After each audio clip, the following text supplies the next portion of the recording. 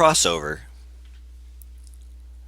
While most are aware that I've traveled afar on my duties for Patrons Olympian, too few recognize how I muddle the lines and deliver across other pantheons.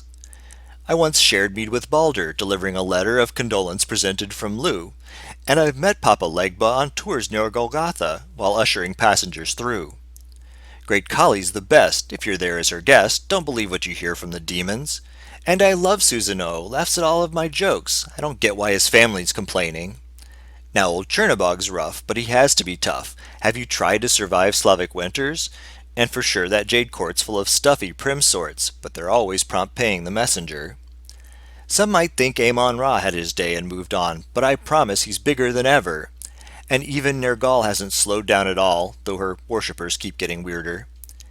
It isn't a boast to declare I've met most, if not all, of humanity's deities. And would you believe that I've found 2 or 3 who would swear that they're worshipped by aliens? And what about Bob? All the modern-day gods, they get sent plenty prayers and offerings. I bring Kibo his bits, and I've taught the net tricks, and I sometimes deliver spaghetti. I'm not looking for praise. It's my job, and I'm paid, whether willingly or accidentally. I just thought I might state that we don't segregate. Well, certainly not per humanity. My own quicksilver wit doesn't mean it's all tricks. Watch my hands, you might learn how I do it. There's a definite art that can hardly be taught. You must practice the basics to know it. We can shift any stuff to become what we want, or at least what we think will best serve us. All it takes is a wish and a suitable gift, just a token to show that you're earnest. Then a turn of the hand and a word to distract so that doubt doesn't halt what you're doing. With a twist of the wrist and a deft emphasis, et voila, you've become a new being. No, the world doesn't change just because of a wave. What transmutes is the view and magician. For when you can swap who you are, where or what, then the objects before you transition. It's the hardest of arts, yet we've all managed parts, though what happens we don't quite perceive. That most magical gift is to know how it's rigged and still manage to not disbelieve. That's the lesson in full, all the rest lies to you, to dissect and refine what I've taught. Though the answer is swift, it takes years to accept, and the rest of your life to perfect. Oneiromancy. In crystals, in symbols, in tarot and tea leaves, some seek secret answers, opening and reading, while some receive meaning and omens as given, in fire or water or whispers in wind. And some can decipher the meanings of dreams, though many consider these figments of sleep. But even of those who interpret and hear, there's few who deliberately seize them and steer.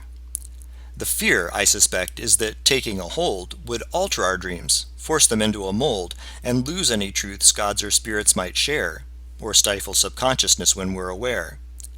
But I can assure you there's rarely harm done to ponder a problem before you lie down, not worry it over, but ask for some help, from Dreamland in general or Oneiropumps.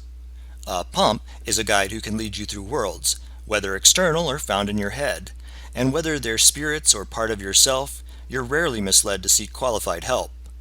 Then trust in your minder and trust in your mind to draw up the images in which you'll find the means to unravel what's troubling you, the ends of each knot that you need to undo. Awake, we're obstructed by everything near, our troubles, presumptions, desires, and fears. While resting, these urgencies fall to the side and leave us receptive to better advice. That's never to say that the answers come clear. They might need perspective to ponder them later. But generally, you know you've gained something valuable from dreams that are stronger and specially memorable. From there, you'll interpret or watch for your meaning. But note, it's more valid, not less so for seeking.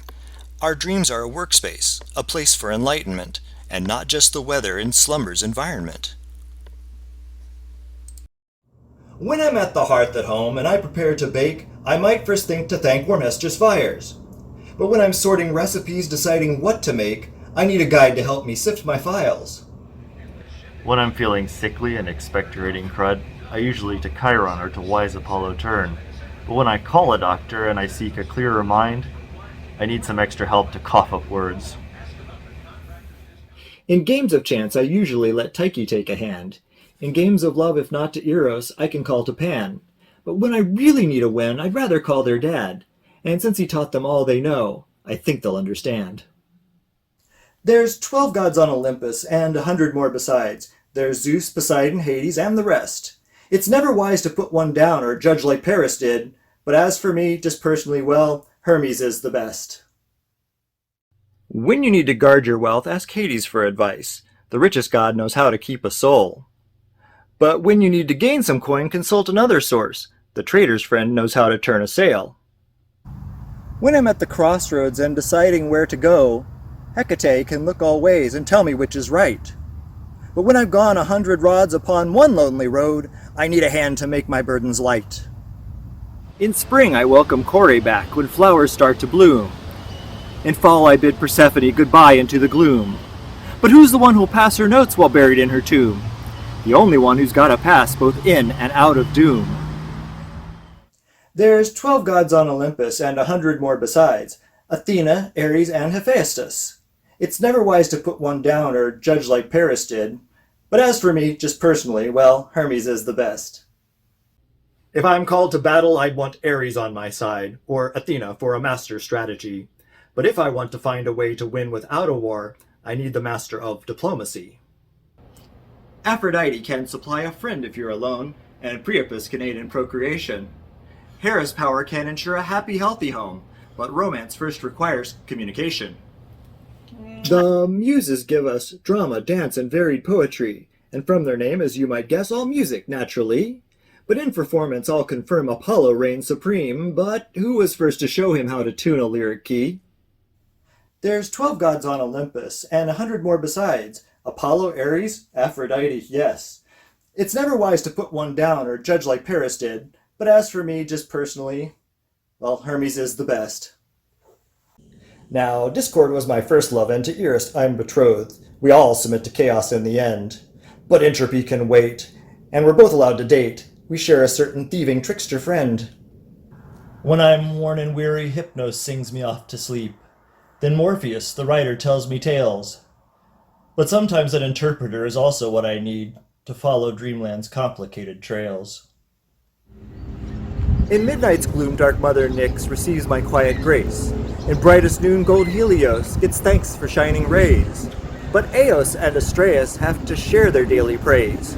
For dawn and dusk are lines to cross, and who's the god of gates? There's 12 gods on Olympus, and some titans, don't forget. Atlas, Phoebe, and Prometheus. It's never wise to put one down or judge like Paris did. But as for me, just personally, Hermes is the best.